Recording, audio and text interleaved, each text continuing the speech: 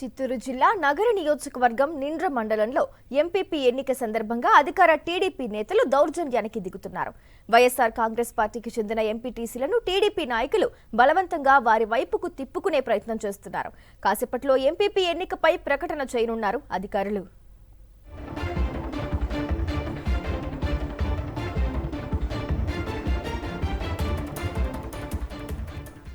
రైటిక ఈ అంశానికి సంబంధించి పూర్తి డీటెయిల్స్ మా కరెస్పాండెంట్ మూర్తి ఫోన్ లైన్ ద్వారా అందిస్తారు. మూర్తి, చిత్తూరు జిల్లా నగర నియోజకవర్గం నిండ్ర మండలంలో ఎంపీపీ ఎన్నిక సందర్భంగా టీడీపీ నేతలు చేస్తున్న ఈ దౌర్జన్యానికి సంబంధించి పూర్తి డీటెయిల్స్ ఏంటి?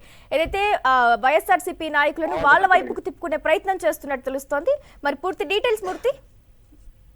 ఇదే చిత్తూరు జిల్లాలో కూటమి నేతల అరాచకాలకు అడ్డొడుకులేకుండా పోతున్నాయనడానికి తాజాగా జరుగుతున్నటువంటి ఘటన ప్రత్యక్ష నిదర్శనంగా చెప్పుకోవచ్చు. నగరి నియోజకవర్గ పరిధిలో ఏదైతే ఈ రోజు జరుగుతున్నటువంటి ఎంపీసీ ఎన్నిక నిండ్ర ఎంపీసీ ఎన్నికకు సంబంధించి వైఎస్ఆర్సీపీకి సంబంధించినటువంటి ఎంపీటీసీలను బలవంతంగా వాళ్ళ వైపు తీసుకునేందుకు కుట్రలు చేస్తున్నారు. వీరికి అధికారులు ఇటువైపు పోలీసులు కూడా సహకరిస్తూ ఉండటం ఇక్కడ వీరి అరాచకాలకు అధికార పార్టీ ఆగడాలకు నిదర్శనంగా నిలుస్తోంది. ప్రధానంగా ఎంపీసీ ఎన్నిక సందర్భంగా వైఎస్ఆర్ కాంగ్రెస్ పార్టీకి సంబంధించి 8 మంది ఎంపీటీసీలు వైఎస్ఆర్సీపీ నుంచి గెలిచారు.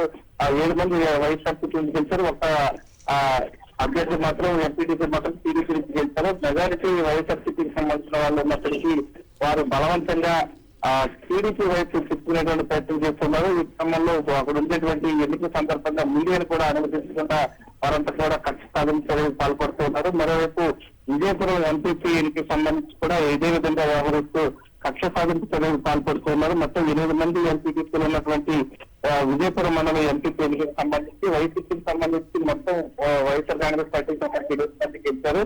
వీళ్ళు వైఎస్ఆర్సీపీకి సంబంధించిన వారిని 4 టీడీపీ వైపు బలవంతంగా వారిని లోగర్చుకోవడం జరిగింది. మరోవైపు టీడీపీకి వైసీపీకి సమానంగా ఉన్నప్పటికీ ఈ యొక్క ఎన్నిక సందర్భంగా మీడియాను అనుమతించకుండా బలవంతంగా బయటకు పంపించి వేయటం, అక్కడ వారు ఆగడాలకు అడ్డంగా చేసుకుని బలవంతంగా గెలుచుకునేందుకు యత్నిస్తున్నట్టుగా తెలుస్తుంది. దీనిపైన అధికారులు నిష్పక్షపాతంగా వ్యవహరించాలని చెప్పేసి మాజీ మంత్రి ఆర్కే రోజా కోరుతూ ఉన్నారు. Right, thank you Murthy.